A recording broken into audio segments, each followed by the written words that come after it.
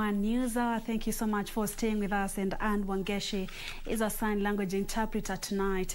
We continue with this broadcast. The National Assembly has faulted the government for renewing twice the contract of a chief in Tana North Sub County who had already reached the retirement age. Legislators termed the move as a contravention of the law and dismissed explanation that the chief had been retained because of his special skills. Speaker Justin Muturi ordered the committee to summon CS Fred Matiang'i to explain the matter.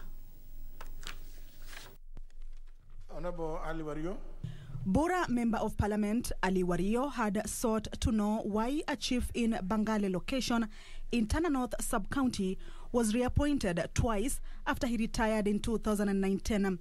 Act provides, Mr. Speaker, that on attaining the mandatory retirement age, the Commission or other appointing authority shall not extend the service of such retirement age, Mr. Speaker.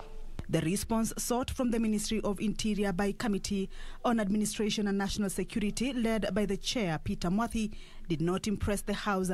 He was appointed on local agreement terms by the Public Service Commission on recommendation of the Ministry with effect from 1st July 2019 for a period of 1 year.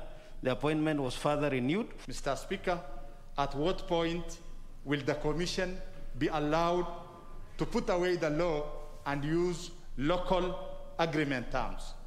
Explanation that the chief was reliable and had proven skills that were rare in many marginalized areas drew more controversy. At times, we fail to get persons with the right academic qualification.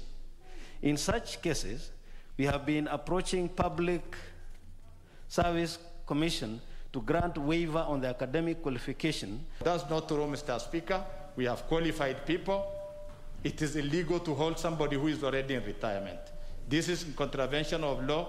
Can Mr. Mwadi clear on that particular area? Honorable Mwadi, Honorable Wario, please set a date for the Cabinet Secretary to appear before you so that he comes and explains, so that if he says that this is what they are doing, then he can be brought here to answer as to why he is violating the law passed by this House.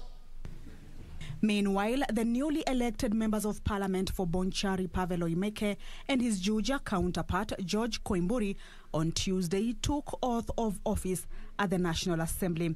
The two clinched victory in tightly contested mini-polls. And the late former Kibwezi Member of Parliament Richard Kalembendile will be buried on Friday. Legislators eulogized him as a dedicated servant. Very humorous, very charismatic, very brave, very courageous. He was a good example, free soul, happy, And the family made a request, Honorable Speaker, that tomorrow they are going to have an arambe to raise some funds to offset the bill. The church service is scheduled for Thursday morning, with family, friends and relatives planning a fundraiser on Wednesday. Kamche Menza for Channel 1 News.